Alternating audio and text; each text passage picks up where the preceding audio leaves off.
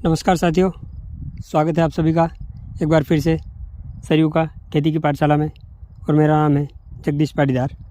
साथियों, गेहूं की फसल यहाँ पर हम देख रहे हैं 5-6 नवंबर 2024 की इसकी बुआई की हुई है।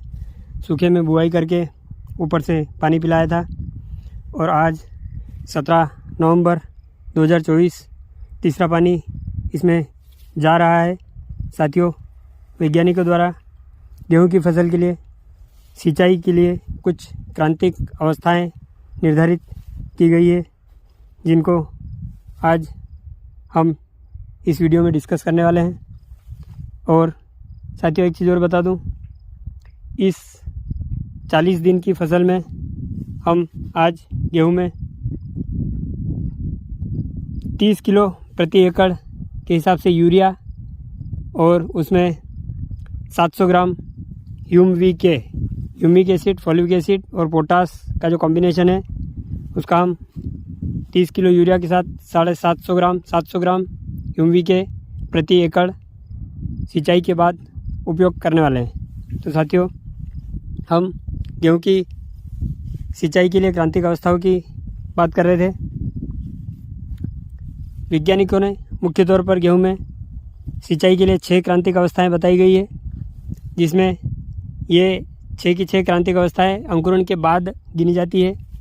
जिसमें पहली अवस्था 20 दिन 21 दिन की पहली क्रांतिक अवस्था 20 और 21 दिन फसल अवधि की अवस्था पर आती है, जिसे जो पिछले वीडियो में मैं बता चुका हूँ, जिसे क्राउन रूट इनिशिएशन या ताज मूल जड़ निकलने की अवस्था कहते हैं। इस अवस्था पर साथियों, गेहूं को पानी पिलाना बहुत ही आवश्यक होता है। वैज्ञानिकों ने ऐसा बताया है कि यदि आपके पास एक ही पानी की उपलब्धता है गेहूं के अंकुरण के बाद, तो इसको 20 और 21 दिन की अवस्था पर, ताज मूल जड़ निकलने की अवस्था पर अवश्य पिलाए। भले इसके बाद पानी न पिलाए, कोई दिक्कत नहीं है। अगर उस अवस्था पर आपने पानी नहीं पिलाया है तो आपका उत्पादन खासा प्रभावित होने वाला है।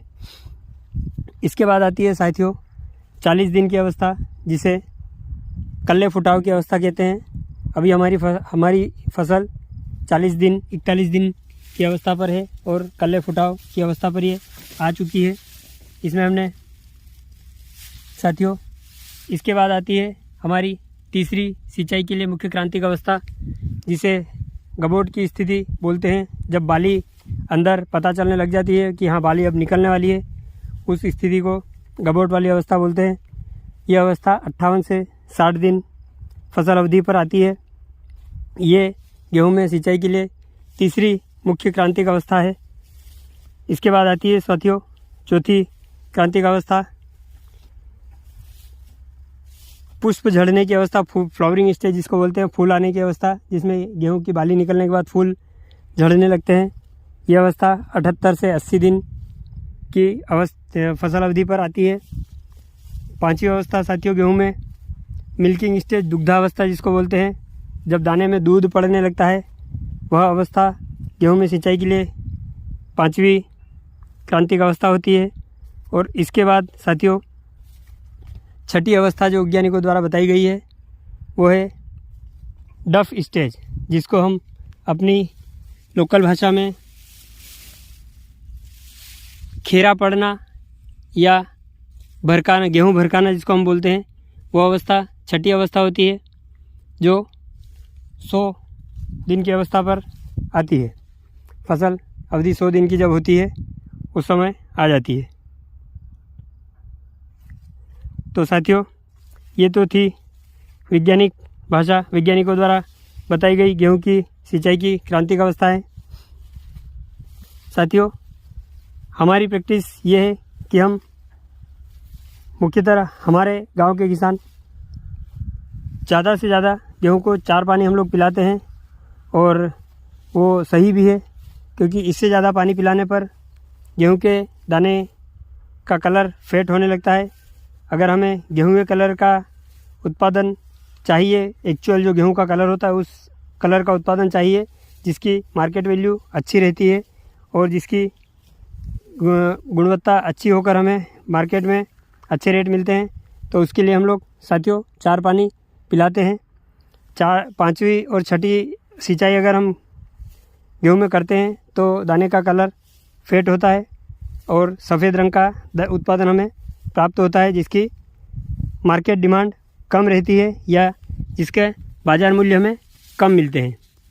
साथियों, ये तो थी वैज्ञानिक भाषा।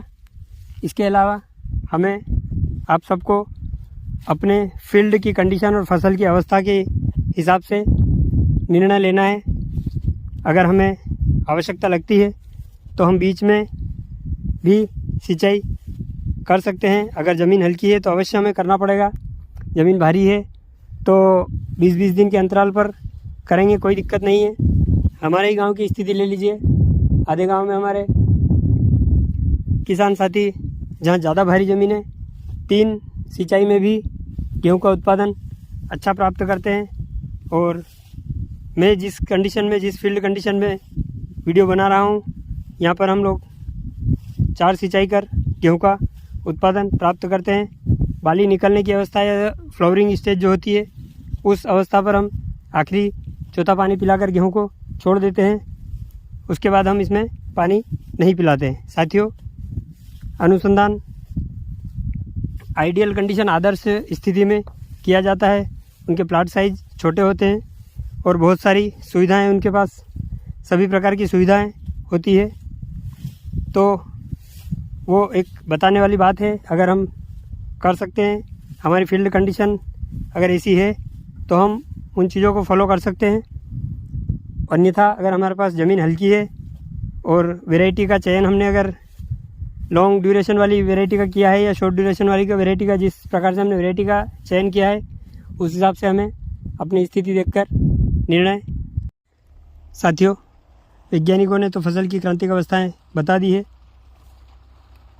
हमें हमारी पारिवारिक, आर्थिक और सामाजिक स्थिति का ध्यान हमें रखना है। इसलिए फील्ड और फसल की अवस्था के अनुसार ही निर्णय लें।